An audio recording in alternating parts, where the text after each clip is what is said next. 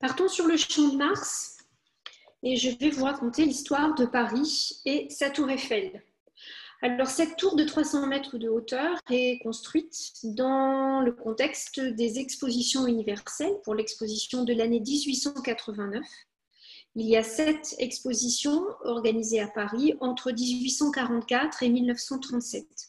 Chaque exposition est l'occasion pour la France de construire des architectures novatrices, des grands palais de l'industrie, des grands palais d'exposition. Je vous montre ici le palais de l'industrie construit en 1855 pour l'exposition de 1855 et qui a servi plusieurs fois et qui a été démoli en 1896 pour que soit construit l'actuel Grand Palais qui était lui aussi un pavillon d'exposition pour présenter l'art français lors de l'exposition 1900.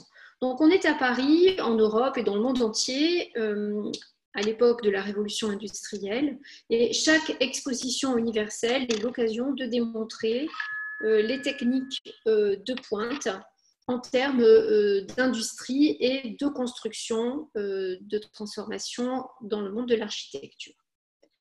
Un autre palais dont on se souvient, cette fois-ci sur le Champ de Mars, pour l'exposition 1867. Vous avez ce grand palais ovoïde qu'on appelait le palais omnibus, qui était construit d'une façon assez originale puisque vous aviez, vous voyez, 7 galeries comme ça, concentriques. Chaque galerie était consacrée à un objet industriel et les pays étaient accueillis dans ce palais avec ce concept de portion, comme une portion d'un gâteau. Ce qui permettait donc aux visiteurs soit de faire le tour du monde à travers le même objet industriel, soit de visiter une portion de ce palais. Le Champ de Mars, ici, vous voyez, est construit aussi de palais nationaux. Vous avez des architectures ici qui sont typiques. Chaque pays qui venait exposer à l'exposition universelle pouvait montrer les types, les caractéristiques de son architecture.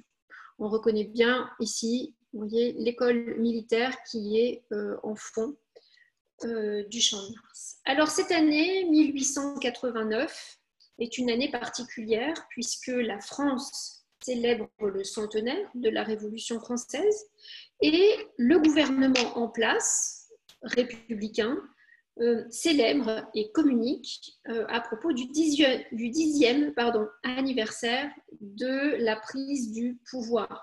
C'est à partir de 1879 que les républicains ont les pleins pouvoirs dans les différentes chambres de députation.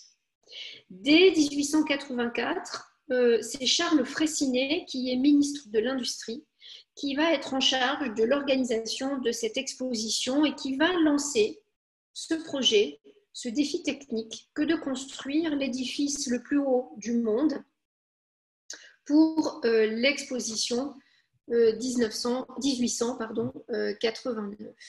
Alors, construire une tour de 300 mètres, d'où vient cette idée? Eh bien, cela vient d'une précédente exposition universelle qui a eu lieu à Philadelphie, aux États-Unis, et qui était l'exposition du centenaire, cette fois-ci 1876, centenaire de l'indépendance des États-Unis, 1776, et le projet de 2 ingénieurs, les ingénieurs Clark et Reeves, était de construire cette tour du centenaire, The Centennial Tower, de construire une tour de 300 mètres de hauteur. Alors, il s'agissait dans cette tour d'un pylône, en fait, de 9 mètres de diamètre, qui montait donc à 1000 pieds, aux États-Unis, donc 300 mètres, ça équivaut à 1000 pieds. Et vous voyez que cette tour était tenue par un système d'armature de haubans métalliques pour avoir une bonne stabilité et surtout une bonne résistance au vent, le principal ennemi d'un édifice de cette hauteur. Et ce projet n'a pas été réalisé, il n'a pas été construit tout simplement pour des raisons financières. mais il a été publié dans des revues, dans des magazines professionnels, techniques, et donc les ingénieurs européens et les ingénieurs français ont eu accès à cette idée, à cette époque-là, de construire quelque chose, un édifice de 300 mètres de hauteur. Donc on est vraiment vers une émulation internationale de tous les pays suffisamment industrialisés pour atteindre cette hauteur. Alors, ce que l'on peut remarquer aussi ici, c'est, vous voyez, cette affiche qui faisait donc, qui vantait ce projet donc, de tour de 300 mètres, montre la hauteur et montre que cette tour du centenaire devait supplanter tous les édifices que l'humanité avait pu construire jusqu'alors. Alors, dans ces édifices, on compte bien évidemment la pyramide de Khéops, qui depuis 2560 avant Jésus-Christ et faisait donc 146 mètres de hauteur. Plus proche en termes de chronologie, au 19e siècle aux États-Unis, eh bien, c'est le Washington Monument que l'on construit. Et là, on va arrêter la construction à 169 mètres de hauteur, bien que le projet initial était de construire plus haut. Seulement une construction traditionnelle en pierre, avec le poids de la pierre, à 169 mètres, ici, le soubassement était déjà en train de s'affaiblir. Donc, on va décider d'arrêter ce record à 169 mètres. Plus proche de nous, en Italie, à Turin, c'est la Mole Antonelliana, qui est simplement une coupole, la couverture d'une synagogue. Et cet architecte, Antonelli, va, au fur et à mesure de la construction, repousser les limites de la hauteur. Il arrête en 1889 et il arrête à une hauteur de 167 mètres. Donc, vous voyez qu'avec ici les méthodes de construction traditionnelles, la maçonnerie qui est lourde, on ne peut pas aller plus haut. On atteint vraiment à 167, 169 mettre les limites de cette construction de maçonnerie. C'est donc une entreprise qui construit autrement, dont la spécialité est la construction métallique de ponts, de viaducs, de charpentes métalliques. L'entreprise Eiffel Construction qui a été créée en 1866 par Gustave, et non pas Gustave Eiffel à cette époque-là, mais Gustav Bönnighausen. Alors, je vais ouvrir une petite parenthèse biographique pour vous expliquer pourquoi Gustav Bönnighausen von Eiffel, dont la famille vient de Rhénanie, a changé de patronyme avant la construction de cette tour.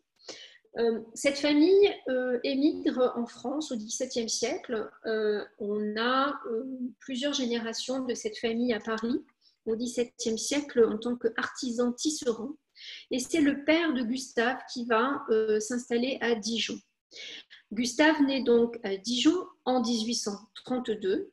Il est un élève brillant, il fait l'école centrale, il est diplômé ingénieur et il a tout d'abord 2 postes différents dans, devinez quoi, des entreprises dont la spécialité est la construction métallique. Il est brillant, donc en 1866, il décide de créer sa propre entreprise dont l'usine, le siège social, est à Levallois-Perret. En 1870, le patronyme allemand est assez difficile à porter en France et à Paris. Et en 1876, il est même accusé à tort d'être un espion allemand. Il entreprend un procès qu'il gagne et l'année suivante, en 1877, il va entreprendre une procédure pour changer son patronyme. Et vous voyez qu'il en fait, il rajoute un F au nom de l'entreprise, aussi bien que sur son nouveau patronyme, il rajoute un F, puisque la petite ville de Eifel en Rhénanie, à 100 km à peu près au nord de Trèves, ne comporte qu'un F. Alors, je ne vous fais pas attendre, je vous présente tout de suite les ouvrages que Gustave Eiffel. Alors, Eiffel a construit à l'âge de 26 ans. il était encore employé, salarié d'une des deux précédentes entreprises pour lesquelles il travaillait.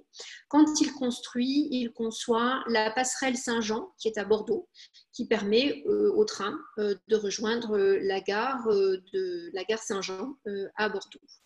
Et deux ouvrages ici de l'entreprise Eiffel, qui sont vraiment très proches, dont la structure est vraiment très proche de la tour Eiffel.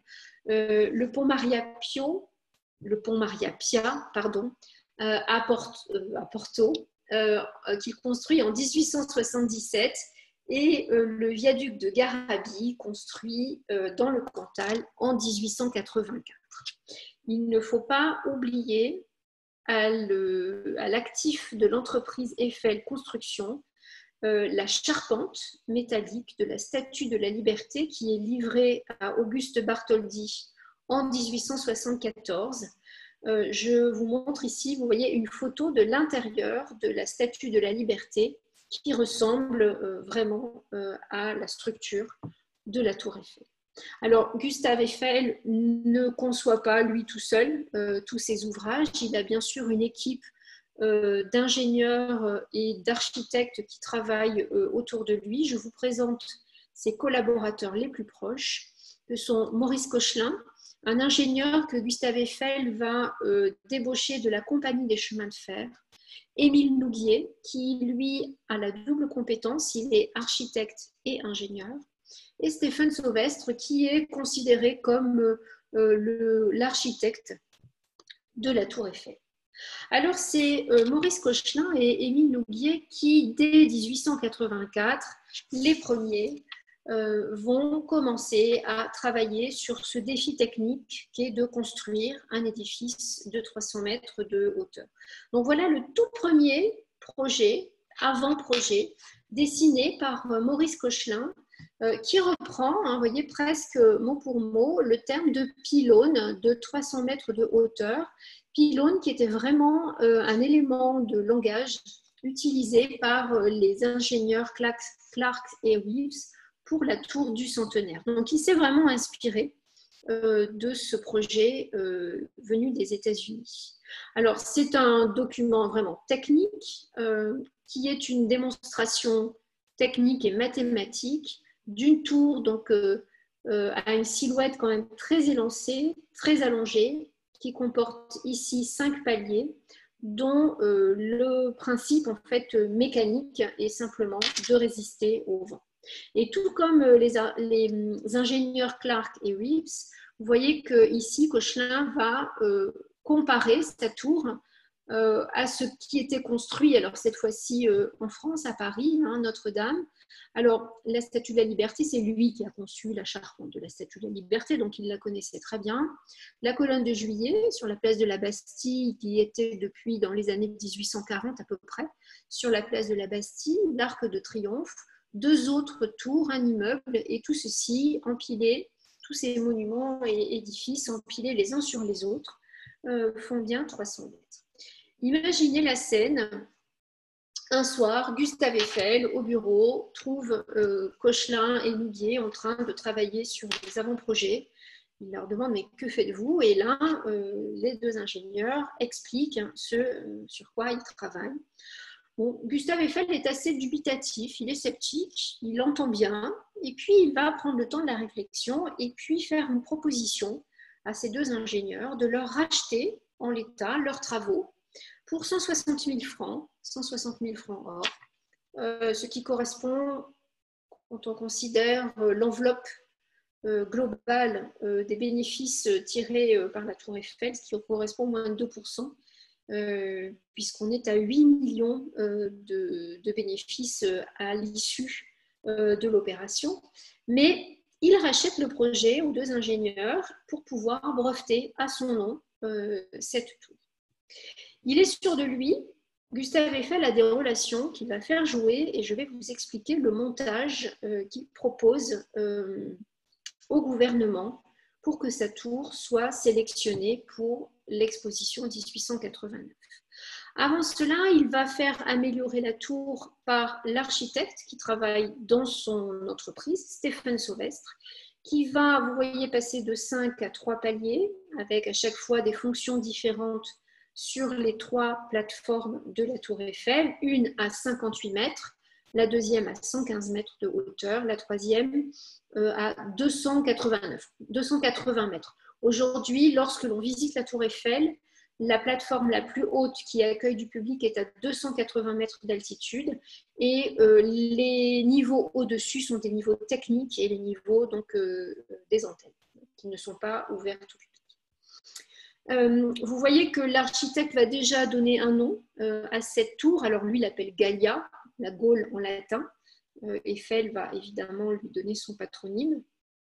Et puis, il va lui donner une forme, un peu de style, même si la Tour Eiffel reste un objet industriel, préfabriqué, dont la matière brute est apparente. Il lui donne quand même, comparé à l'avant-projet donc, de Cochelin et Nouguier, vous voyez, il lui donne ici une forme qui n'est pas anodine, hein, c'est un arc de triomphe.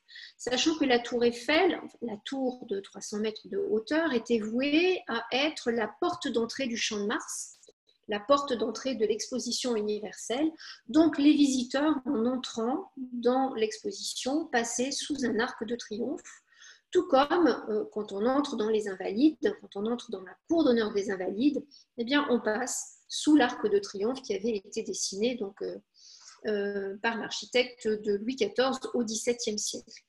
Il n'est pas non plus anodin ce dessin, donc ce concept d'arc de triomphe, sachant que Napoléon Bonaparte avait eu pour projet, à l'endroit même où est construit aujourd'hui la Tour Eiffel, d'édifier un 3e arc de triomphe pour Paris, hein, en complément de celui qui est donc place de l'Étoile et de l'Arc de Triomphe du Carrousel du Louvre. Il n'a pas eu le temps de le faire, mais ici, il y avait eu dans l'histoire de Paris un projet d'Arc de Triomphe. Je rappelle que le Champ de Mars est attaché à l'école militaire et que le Champ de Mars était le champ d'exercice des étudiants de l'école militaire. Donc on est ici quand même sur un lieu où un arc de triomphe a une certaine signification historique. Alors, je vous ai dit que Gustave Eiffel était sûr de lui. Il a des relations. Il est proche, à cette époque-là, du ministre du Commerce et de l'Industrie qui s'appelait Édouard Locroix. Alors, Édouard Locroix travaille à l'élaboration, à l'organisation de cette exposition universelle et sans entrer dans les détails des manipulations politique et ce qu'on appelle une manipulation lobbyiste aujourd'hui, Gustave Eiffel va faire d'Édouard Locroix le principal défenseur de son projet de la tour, donc appelons-la la tour Eiffel à partir de maintenant. Il va également proposer un arrangement financier au gouvernement qui ne peut pas se refuser. Je vous explique.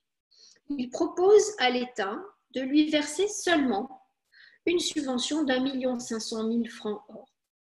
Et c'est l'entreprise Eiffel qui va prendre tous les risques pour la construction de cette tour, à savoir de prendre à sa charge le reste des frais de la construction, 6,5 million francs or. Vous voyez que la proportion est énorme la proportion d'investissement est énorme pour l'entreprise Eiffel. Il demande en contrepartie simplement d'avoir 20 ans de concession d'exploitation de cette tour pour rentrer dans ses frais. En 20 ans, il pense rentrer dans ses frais. La ville de Paris, elle, ne devra simplement fournir que le terrain. Si la tour Eiffel est là où elle est aujourd'hui, c'est parce que c'est la ville de Paris qui est propriétaire de cette portion du Champ de Mars sur les bords de Seine. Et en mettant simplement le terrain à disposition, la ville de Paris devient automatiquement, et sans rien avoir à payer, propriétaire de la tour au bout des 20 ans. Donc un projet, un arrangement comme ceci, évidemment, ça ne se refuse pas. Et tous les projets concurrents ne comportaient pas, évidemment, cet arrangement budgétaire, financier.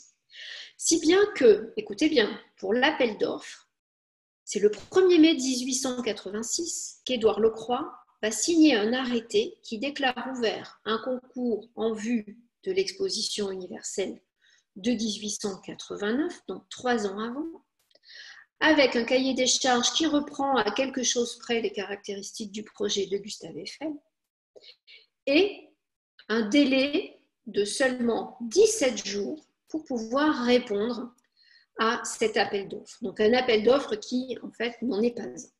Il y aura quand même 107 projets concurrents à la Tour Eiffel, ce qui montre bien que les cabinets des ingénieurs, que ce soit à Paris ou en Europe, travaillaient à cette idée de construire un édifice de 300 mètres de hauteur ou presque. Je vous en montre simplement un des plus connus, un des plus remarquables, qui est la Tour Soleil, conçue par Jules Bourdet et qui reprend directement le projet de la tour du centenaire de 1876, une tour phare en granit qui devait mesurer 300 mètres de hauteur. Donc c'est bien sûr Gustave Eiffel qui obtient donc, qui est lauréat du concours et qui va donc mener très rapidement, puisqu'il a moins de 3 ans pour réaliser cette tour, très exactement en 2 ans, 2 mois et 2 jours. Il le monte, ce mécano géant, sachant que toutes les pièces métalliques sont usinées à Levallois-Perret, transportées donc dans des sections, dans des morceaux, des portions de 3 mètres de hauteur, acheminées sur le Champ de Mars et simplement assemblées sur le Champ de Mars en très peu de temps. Avant de penser à assembler cette structure métallique, il faut relever un premier défi technique, que sont les fondations de la tour. Donc on a un système donc, de maçonnerie, des fondations de maçonnerie qui descendent dans le sous-sol du Champ de Mars avec une grande difficulté. Si la parcelle où est construite la tour Eiffel était très pratique pour le montage financier, pour les fondations, c'était une autre histoire, puisque les 2 piles, les 2 jambes de la tour Eiffel qui sont côté Seine, sont construites sur un sous-sol qui est marneux, qui est assez instable, qui est différent de toute façon des 2 piles qui donnent sur le Champ de Mars. Alors, Gustave Eiffel va concevoir des fondations spéciales côté Seine, et il va concevoir, je vous montre ici, donc une représentation de ce caisson, un caisson étanche, qui était donc, on injectait de l'air comprimé. Les ouvriers pouvaient descendre comme ça à 5 mètres sous le lit de la Seine pour aller vraiment chercher des fondations, une assise solide pour les fondations de la tour. Et avec un système ingénieux voyez, de conduits à air comprimé, on pouvait monter et descendre les matériaux nécessaires à la construction de ces fondations. Gustave Eiffel, s'il n'a pas été le concepteur même de la tour, a été un excellent manager et un remarquable, on va dire, conducteur de travaux, chef d'entreprise pour la construction de la tour. Et il n'y a pas eu de délai supplémentaire accordé. La tour a été inaugurée le 31 mars 1889, alors que l'exposition commençait le 15 mai. Il a dû gérer des mouvements de grève en hiver, les conditions de travail étaient assez difficiles. Il a su les gérer en proposant une prime exceptionnelle aux ouvriers qui voudraient bien reprendre le travail et terminer le chantier. Donc les grèves se sont, on va dire, un peu tassées d'elles-mêmes avec ce principe-là. Et il a surtout été un excellent communicant tout au long du chantier. Il a créé des événements, il a convoqué la presse. Pour ce caisson étanche, par exemple, il a convoqué la presse, demandé à Édouard Lecroix de venir voir, étant le ministre en charge de l'industrie, de venir visiter son principe de caisson étanche. Et vous avez donc ce jour-là le ministre de l'Industrie qui descend au fond, donc dans le caisson étanche, et la presse qui va relater donc, cet exploit technique. Donc tout au long, comme ça, du chantier de construction, Gustave Eiffel va être un excellent communicant, ce qui fera une publicité naturelle pour sa tour. Je vous montre ici une autre vue qui représente ce qui n'est plus aujourd'hui à l'attache, là où vous voyez, la structure métallique vient se fixer sur les fondations de maçonnerie. En construisant la tour, en attendant d'arriver au premier étage, la structure métallique était montée sur vérin. Pourquoi? Parce que on va partir sur les 4 piles qui sont indépendantes les unes des autres. On va construire, monter petit à petit, assembler ces pièces métalliques les unes aux autres avec, vous voyez, une oblique. Ici, on construit en diagonale, en porte-à-faux. Donc, on a quand même, à une époque où les ordinateurs n'existaient pas et les moyens d'aujourd'hui n'étaient pas encore les facilités d'aujourd'hui dans les systèmes de construction n'existaient pas, on fait le pari technique que les 4 piles vont arriver à 58 mètres de hauteur, se rejoindre au millimètre près sur les poutres qui vont former le plancher à 58 mètres de hauteur, le plancher qui va asseoir, qui va donner la stabilité à la tour. Donc pour se donner une petite marge de manœuvre, il y avait des vérins. Et une fois que le premier étage a été construit, ces vérins ont été remplacés par des attaches définitives. Je vous montre un petit éphéméride rapide de la construction donc, de cette tour Eiffel. En août 87, vous voyez ici, il y a 4 structures qui composent une pile, une jambe, et vous avez ici les 4 piliers, vous voyez, qui montent de façon complètement indépendante. Et là, qui vont se rejoindre à 58 mètres de hauteur au niveau du premier étage. En mai 1888, ça y est, le premier étage est placé.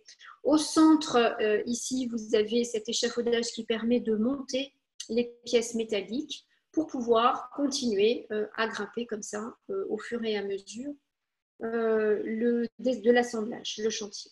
Et donc, on grimpe assez vite maintenant vers le deuxième étage, qui est largement atteint en décembre 1888.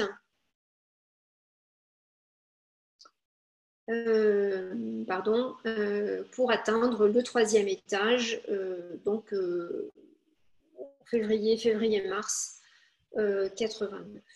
Donc, je vous rappelle les altitudes, les dimensions. Premier étage, on est à 58 mètres, c'est pour ça que le restaurant s'appelle le 58. Au deuxième étage, nous sommes à 115 mètres de hauteur.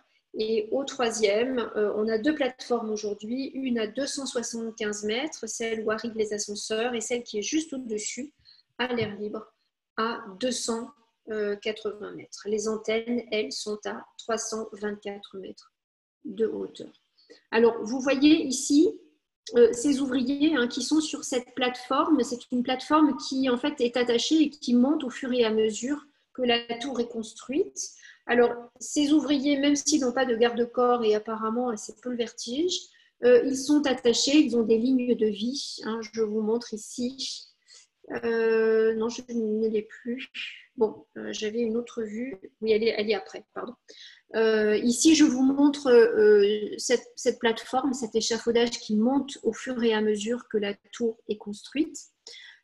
Une pièce, donc une section métallique qui vient se fixer aux autres par le système de rivetage. C'est-à-dire qu'on a ce petit clou métallique, un rivet, que l'on va ici chauffer. Ensuite, encore chaud, on le fiche, on l'insère donc dans les différentes pièces métalliques qu'il doit assembler. Et le principe est vraiment très simple. En refroidissant, il se dilate et il fixe. Vous voyez, ainsi, vous en avez ici des rivets. Il y en a 2 500 000 sur la tour. Il fixe comme ça à jamais la tour. Donc la tour ne tient pas par un système de boulons.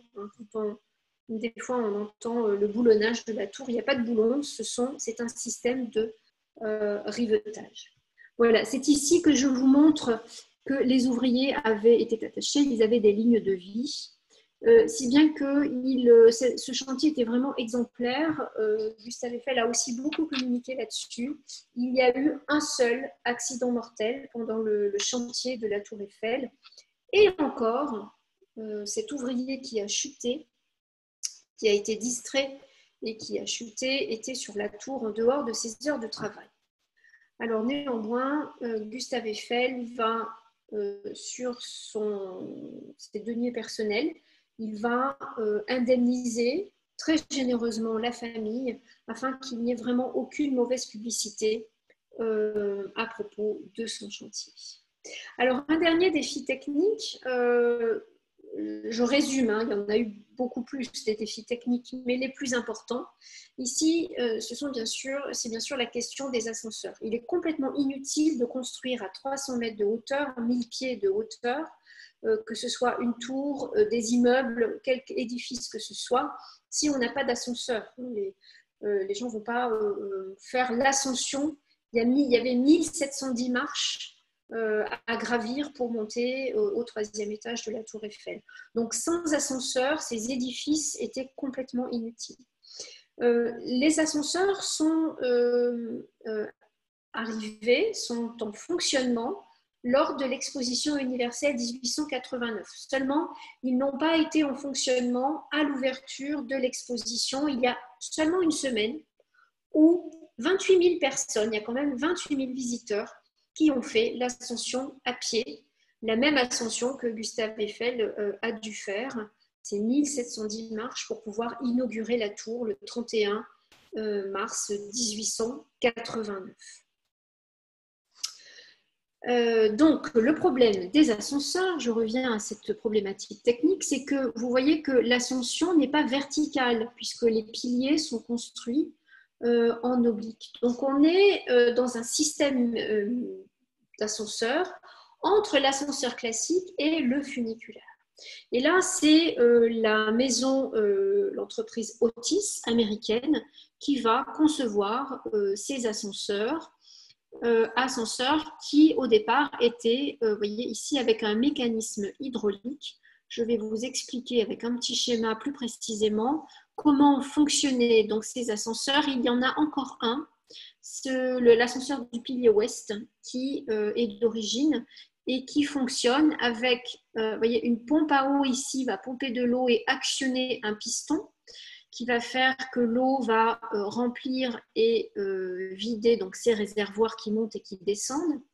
Donc cela actionne le piston qui va, par un système de poulies ici, la force va être décuplée et donc ce câble qui passe entre les poulies monte jusqu'au 2e étage et avec un système de contrepoids, donc vous avez un système de montée et de descente de la cabine qui se trouve ici. Donc ce système, vous voyez, le piston est ici et on voit ici les cuves qui montent et les pistons qui montent et qui descendent. Donc ce système est toujours celui d'origine au pilier ouest de la Tour Eiffel. Au pilier est, il y a eu une petite amélioration contemporaine.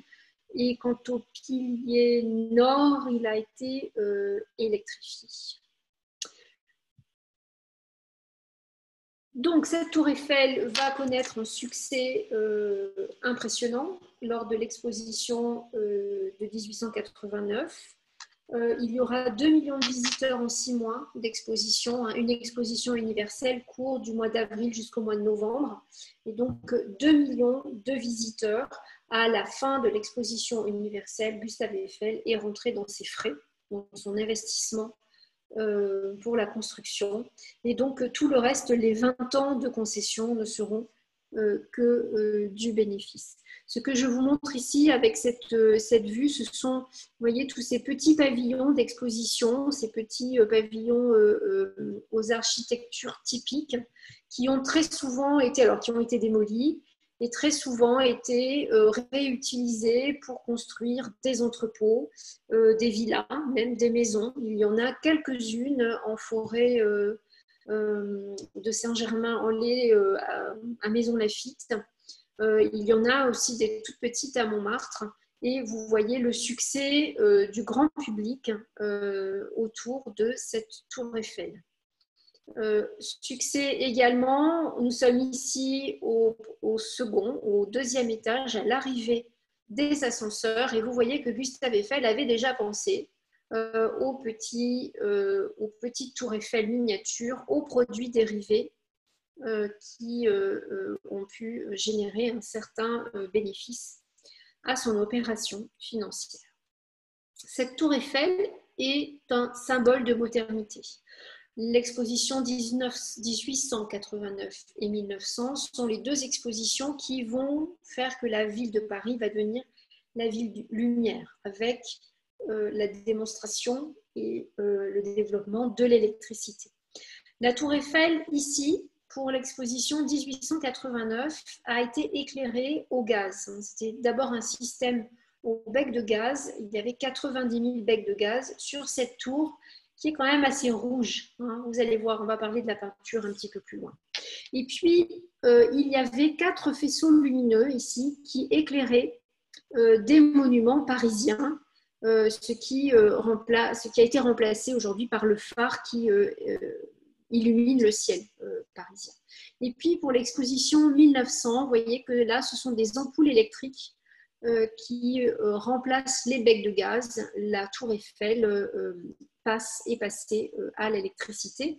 Et vous voyez sur la même occasion que ici le Champ de Mars est construit d'édifices d'exposition. Vous avez ici le très grand palais de l'industrie qui se trouve derrière la tour Eiffel. La tour a été aussi un support de publicité puisqu'elle a servi en 1925 à la maison Citroën. Entre le deuxième et le troisième, il y avait donc ces plaques ici qui tenaient, donc qui supportaient des ampoules électriques et qui ont pu dessiner donc, le nom de la marque Citroën. La tour Eiffel est aussi un objet scientifique. Au premier étage, vous avez déjà un panthéon scientifique qui se déploie avec les noms sur les 4 faces de la tour. 72 noms de scientifiques, des mathématiciens, des géomètres, des ingénieurs, des botanistes, qui sont donc mis en avant par Gustave Eiffel. Et ici, une représentation de la première station météo qui est implantée en 1903 au sommet de la tour Eiffel. C'est un objet scientifique également parce que Gustave Eiffel, à partir de 1891, va se retirer au 3e étage de cette tour, dans non pas ce que l'on peut lire des fois, ce n'est pas l'appartement de Gustave Eiffel, il n'y a pas reçu ses maîtresses. Il s'agissait d'un laboratoire, il s'agissait d'un bureau où Gustave Eiffel, à partir de 1891, va se retirer des affaires, tout simplement parce qu'il est sali dans le scandale financier du percement du canal de Panama. Gustave Eiffel, dès qu'il y avait un profit financier à faire, était partant et il a participé à ce scandale financier du canal de Panama. Et donc, c'est la raison pour laquelle, en 1891, il se retire des affaires et il va se vouer à la science dans ce bureau. On est à 280 mètres de hauteur. Donc, c'est le seul endroit au monde où, à 280 mètres de hauteur, un scientifique peut étudier la chute des corps, les nuages, le vent, la météo. Et il va mener ici un certain nombre d'expériences dans ce laboratoire. Dans ce laboratoire, aujourd'hui, on nous montre ces petites scènes avec des sculptures, des personnages de cire. Ici, Gustave Eiffel, qui reçoit ici un inventeur, un autre ingénieur qui vient lui rendre visite en 1889. Il s'agit de Thomas Edison, qui rend visite à Eiffel et qui lui apporte ici le phonographe de son invention. En fond de bureau, la jeune fille est Claire, la fille de Gustave Eiffel. À partir de 1898, c'est à partir de cette plateforme, le bureau de Gustave Eiffel est exactement ici. À partir de cette plateforme, on va faire les premiers essais de radiocommunication, de télégraphe sans fil entre la Tour Eiffel et l'édifice le plus haut qui fait face ici dans le paysage parisien. Il s'agit du Panthéon dans le quartier latin. En 1904, l'armée investit cette plateforme et va utiliser pour des vues militaires et secrètes la radiocommunication et va construire dans les sous-sols de la Tour Eiffel une base secrète.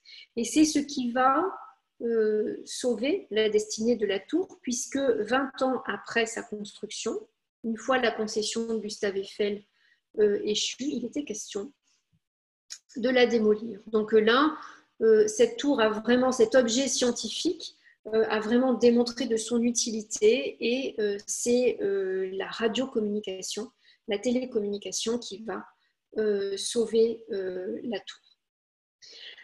La tour Eiffel est aussi un objet artistique qui va, je vous montre d'abord ici donc un portrait fait par Antoine Bourdelle, le sculpteur Antoine Bourdelle en 1929, qui est un portrait de Gustave Eiffel en bronze doré qui se trouve sur le parvis de la tour Eiffel. Mais cette tour va être aussi saisie par des artistes de la modernité, puisqu'elle représente la civilisation moderne, le progrès scientifique, le progrès industriel, la modernité, et ces artistes vont être en opposition avec tous ces artistes qui se considèrent comme des artistes historicistes, issus pour la plupart de l'école des beaux-arts, ou des écrivains plutôt tournés vers le passé.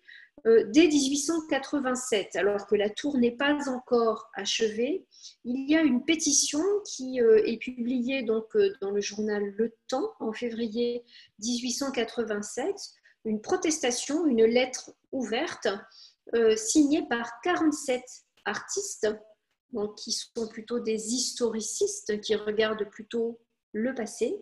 Alors, parmi eux, Charles Gounod, Maupassant, Émile Zola, Alexandre Dumas, fils, Charles Garnier, bien évidemment. Ils dénoncent cet objet hideux, cette chose industrielle qui vient gâcher le ciel parisien. Je vous lis un tout petit passage, un tout petit extrait de cette lettre qui est assez parlant sur les arguments de ces artistes.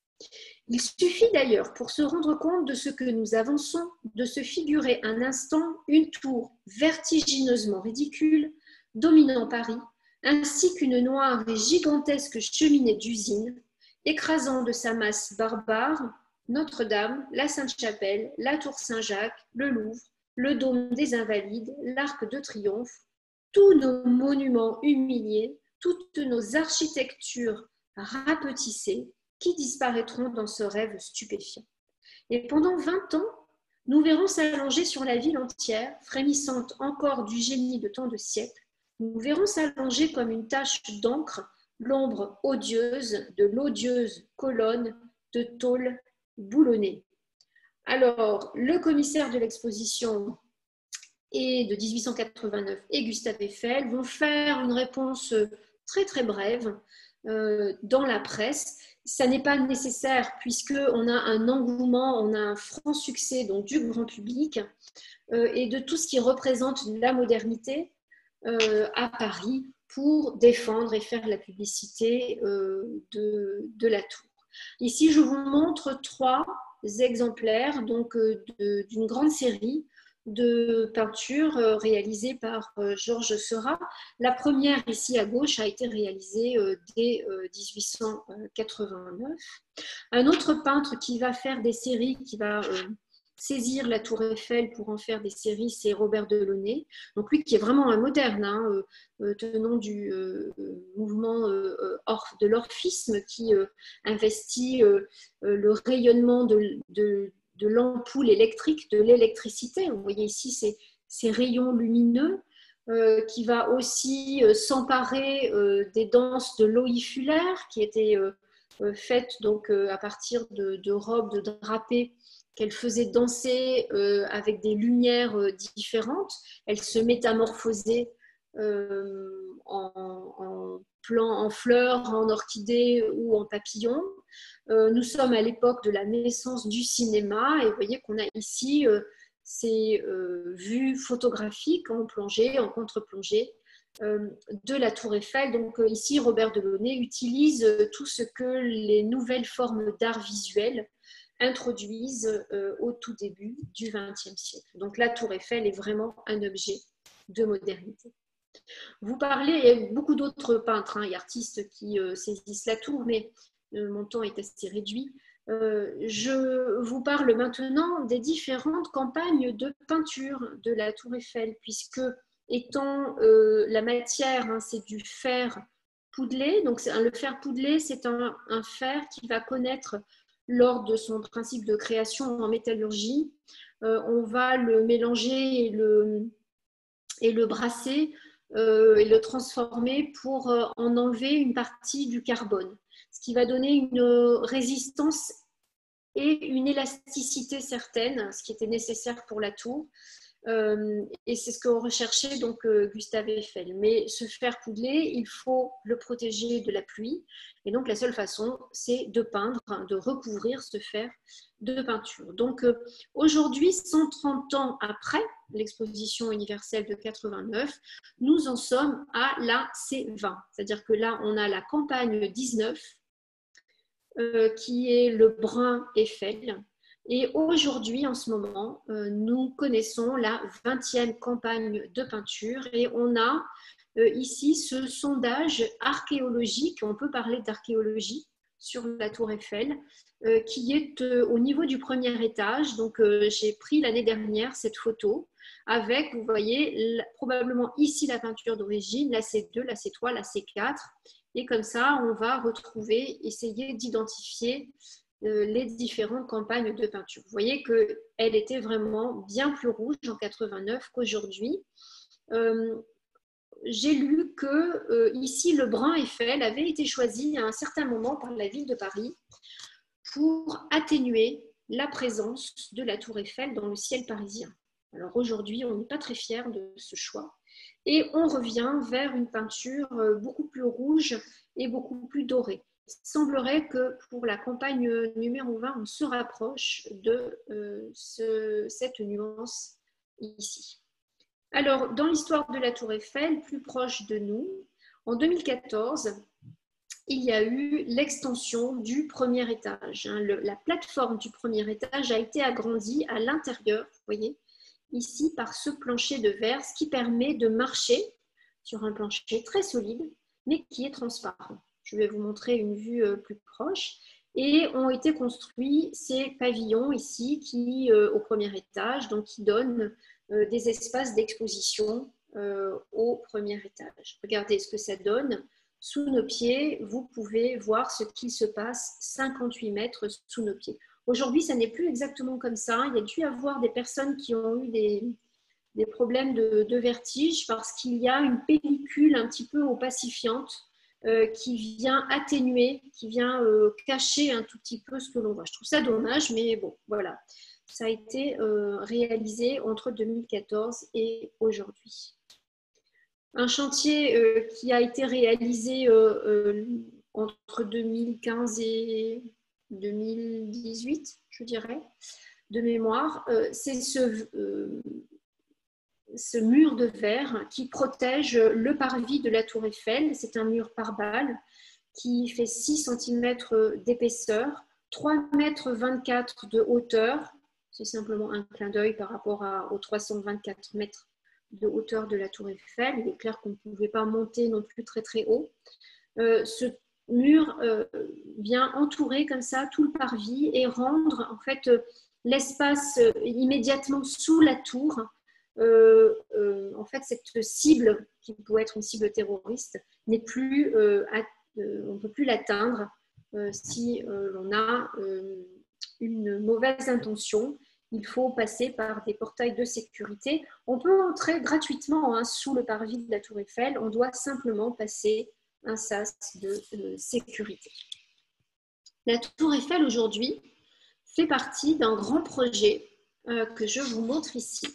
Sachant que alors, la Tour Eiffel est inscrite à l'inventaire supplémentaire des monuments historiques, parce que la Tour Eiffel appartient à la ville de Paris.